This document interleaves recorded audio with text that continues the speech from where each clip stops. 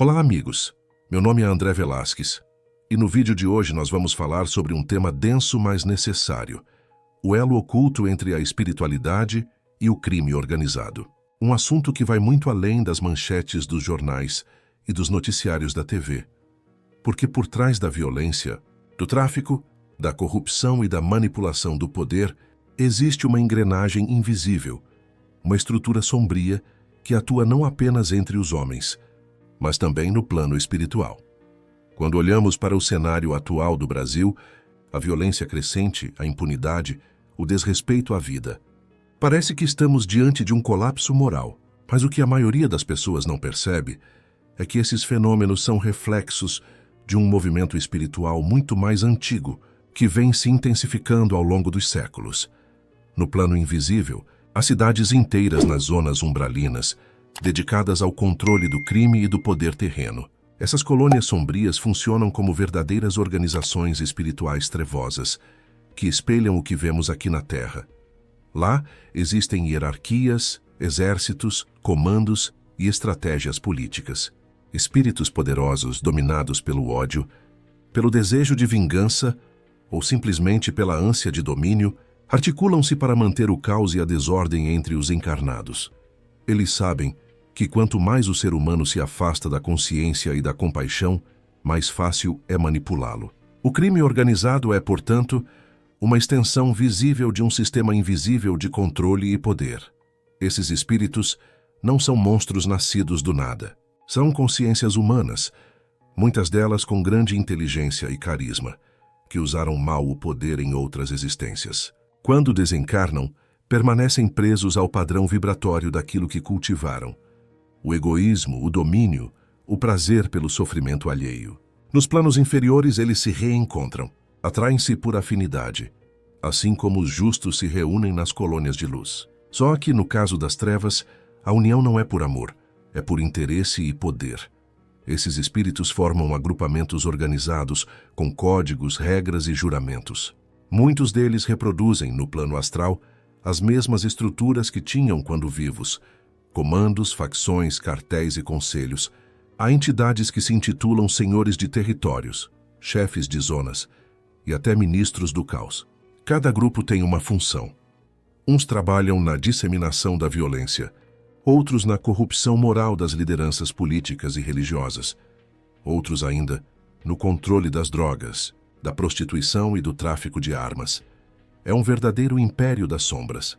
Quando observamos o crime organizado aqui na Terra, com seus códigos de silêncio, fidelidade e sangue, estamos vendo apenas a ponta de uma pirâmide espiritual. Os grandes chefes, muitas vezes, são marionetes de inteligências desencarnadas, espíritos sombrios que se aproximam durante o sono, nas horas de inconsciência ou mesmo durante os rituais de poder e morte, estabelecendo pactos vibratórios.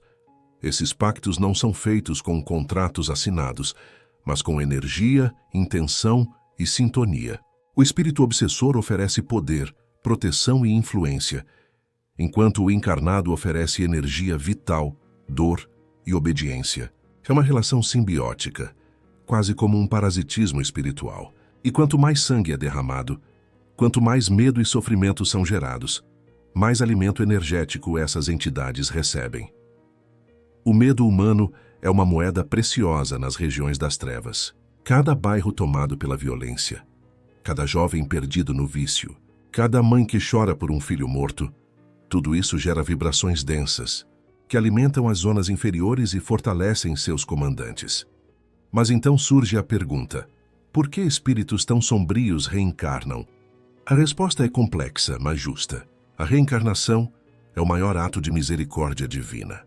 Mesmo os mais endurecidos têm direito à nova chance.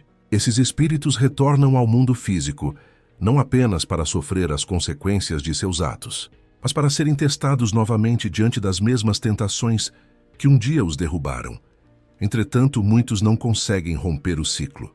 Reencarnam em ambientes violentos, em famílias desestruturadas, em comunidades onde o crime e a miséria são a única lei.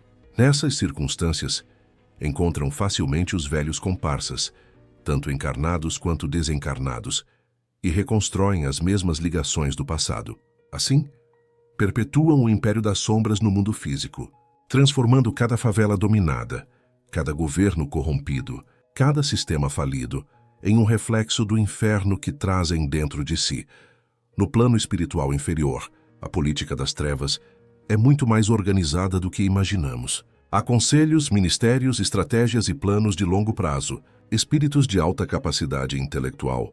Muitos deles, ex-políticos, juristas, generais e empresários, se unem para influenciar as decisões humanas, criando um verdadeiro partido invisível que opera por detrás dos bastidores da civilização.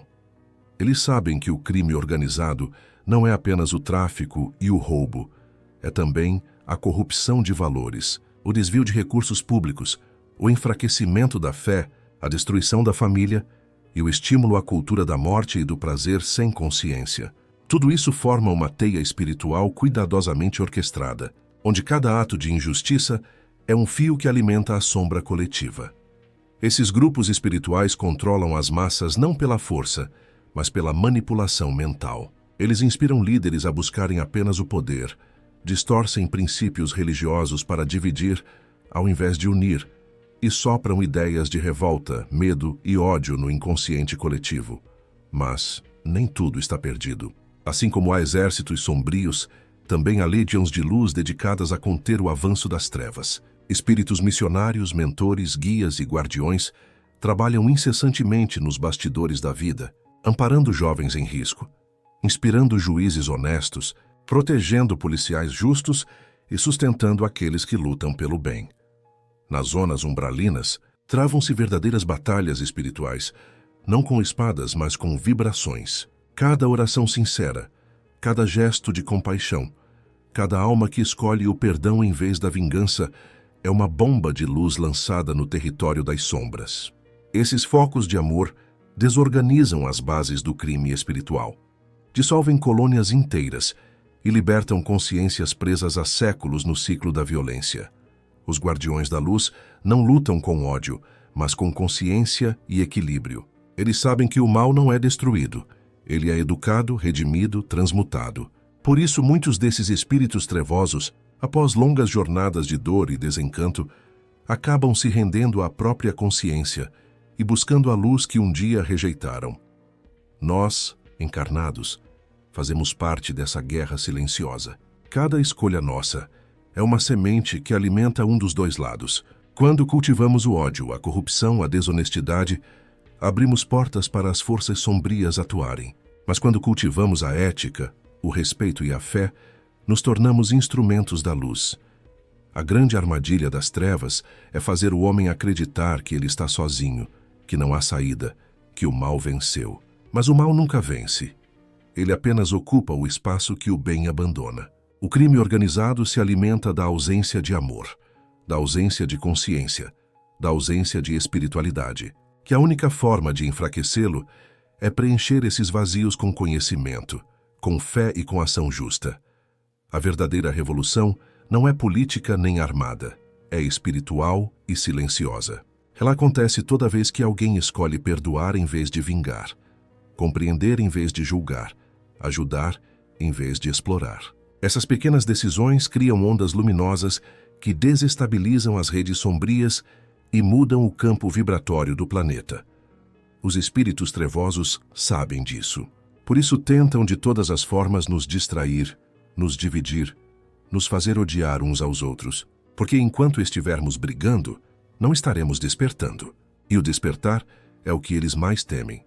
O que vemos hoje, o caos social, o crime, a corrupção, é o reflexo de um momento decisivo para a humanidade. A Terra está em transição, e os véus entre os mundos estão se tornando cada vez mais finos. Espíritos das sombras estão sendo atraídos para cá em massa, reencarnando compulsoriamente para resolver débitos antigos. Muitos deles voltam como líderes de facções, traficantes, corruptos, assassinos, mas outros, depois de sucessivas quedas, começam a sentir o peso da própria consciência e iniciam um lento processo de regeneração. Esse é o grande plano divino, permitir que até os piores encontrem, um dia, o caminho da luz. O mal não é eterno, ele é apenas o bem adormecido. E mesmo os chefes espirituais das trevas, um dia, serão chamados de volta ao lar do amor universal. Então, meu irmão, minha irmã, quando você olhar para o noticiário e sentir revolta diante da violência, lembre-se, há uma guerra espiritual por trás de tudo isso.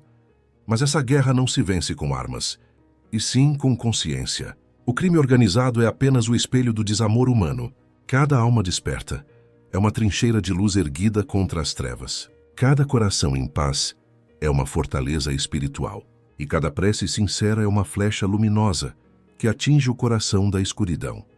Eu sou André Velasquez e este é o canal O Espiritualista. Se essa mensagem tocou você, compartilhe, porque talvez, sem saber, você esteja sendo chamado para fazer parte dessa resistência silenciosa, a resistência da luz sobre as sombras, da consciência sobre o caos e do amor sobre o medo.